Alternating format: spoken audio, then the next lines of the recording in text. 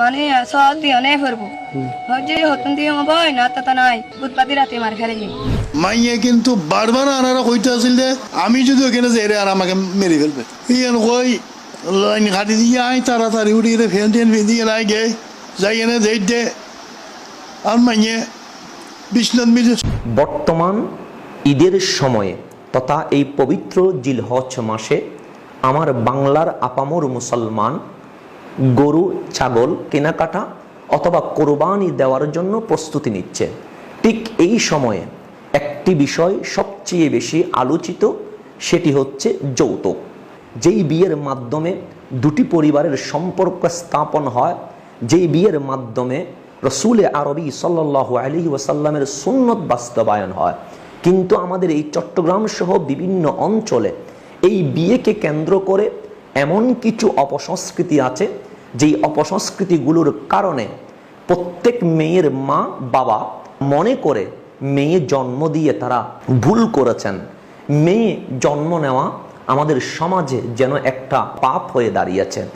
আপনারা বর্তমান সময়ে বিভিন্ন সংবাদ অথবা পত্রিকায় দেখতে পেয়েছেন, এই কোরবানিকে কেন্দ্র করে আমাদের চট্টগ্রামের শহরে এবং রাঙ্গুনিয়া নামক এলাকায় রওজান সহ বিভিন্ন জায়গায় নারীরা তার শ্বশুর বাড়ি কেন্দ্রিক নির্যাতনের শিকার হয়েছে। শিকারের পিছনে কারণ কি? কারণ একটাই, কোরবানিকে কেন্দ্র করে গরু দিতে হবে, না হয় ছাগল দিতে হবে।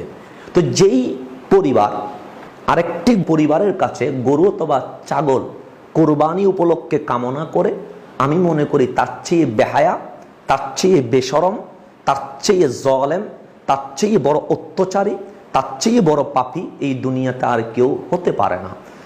নারী, যেই নারীকে জন্ম দেওয়া রসুল আরবি সাল্লাল্লাহু আলাইহি ওয়াসাল্লাম বলেছেন জান্নাত পাওয়ার মাধ্যম, আজ সেই নারী আমাদের সমাজে নির্যাতনের শিকার হয় যৌতুকের মাধ্যমে। কখনো শ্বশুর বাড়িতে খাট থেকে শুরু করে বাথরুমের সেই বালতি পর্যন্ত দিতে হয়, কখনো কাঁঠালের সময়ে কাঁঠাল, কখনো আমের সময়ে আম, কখনো লিচুর সময়ে লিচু, কখনো সন্তান জন্ম দিলে আকিকা করার জন্য পশু, আবার কোরবানি আসলে তখন শ্বশুর গোষ্ঠীকে কোরবানি করার জন্য গরু অথবা ছাগল দিতে হয়। আমার মাও একটি নারী, আমার বোনও একটি নারী, আমার ঘরে যে বউটি এসেছে তিনিও একজন নারী। তা আমার মায়ের প্রতি যদি আমার দরদ থাকে, আমার বোনের প্রতি যদি আমার দরদ থাকে, আমার বউয়ের পরিবারের প্রতি আমার দরদ থাকবে না কেন?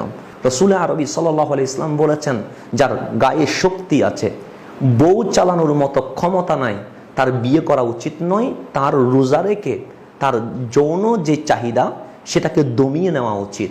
এবং যার শারীরিক শক্তি আছে এবং বউ চালানোর মতো সেই আর্থিক ক্ষমতা আছে, তারই বিয়ে করা সুন্নাহ। সুতরাং যার শ্বশুর গোষ্ঠীর দিকে তাকিয়ে থাকতে হয়, সেরকম বেজন্মা পুরুষের বিয়ে করার কোনো দরকার নেই। আমি সমাজের প্রতি অনুরোধ করব, শুধু বললে হবে না, সচেতনতামূলক কার্যক্রম আমাদেরকে অংশগ্রহণ করতে হবে। আজ অসংখ্য পরিবার আমাদের দিকে চেয়ে আছে, আজ অনেক নারীর মা বাবা আমাদের দিকে তাকিয়ে আছে। চট্টগ্রামে এখনো কোরবানি হয়নি, কোরবানির আগে তিনটি তাজা প্রাণ চলে গেছে, আরো অসংখ্য প্রাণ হয়তো বা আত্মহত্যা করার জন্য অপেক্ষা করছে। গরু ছাগল না দিলে অনেকেই বলে আমরা চাই নাই। কখনো শাশুড়ি তার কথার মাধ্যমে বউকে নির্যাতন করে, কখনো জামাই তার বউকে কথার মাধ্যমে নির্যাতন করে। শাশুড়ি অথবা জামাই না করলে কখনো জামাইয়ের বোনের মাধ্যমে করা হয়, কখনো বোন না করলে সমাজের মাধ্যমে করানো হয়। এই সব কথার মাধ্যমে, হাতের মাধ্যমে, লাঠির মাধ্যমে নির্যাতনের মধ্য দিয়ে যেই যৌতুক চাওয়া হয়, এই যৌতুক থেকে যে গরু ছাগল দেওয়া হয়, এটার মাধ্যমে কোরবানি করলে কখনোই কোরবানি হবে না। এবং এই কোরবানির পশু চেয়ে নেওয়ার কারণে এটা বড় মহাপাপ হয়েছে, কবিরা গুনাহ হয়েছে। তাই আমি অনুরোধ করব, আসুন এই অপসংস্কৃতি থেকে বের হয়ে আসি। ইসলাম যেভাবে সহজ করে দিয়েছে বিয়েকে, আমরা সেইভাবে সহজ করার চেষ্টা করি। কাবিন কমিয়ে দিই এবং অপসংস্কৃতিগুলো বন্ধ করে দেয়, তাহলেই রসুলের সুন্নতের উপর যদি আমল হয়, দুনিয়া এবং আখিরাত জান্নাত হয়ে যাবে।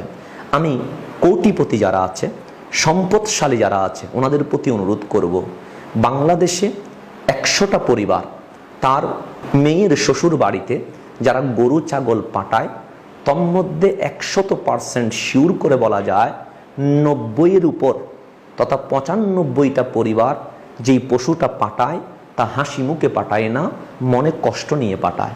তাই যারা সম্পদশালী আছেন, আপনারা যখন আপনাদের মেয়ের শ্বশুর বাড়িতে গরু ছাগল পাঠান, তখন আপনারা বলেন আমরা হাদিয়া দিয়েছি, আমরা নিজেদের মনের খুশিতে দিয়েছি।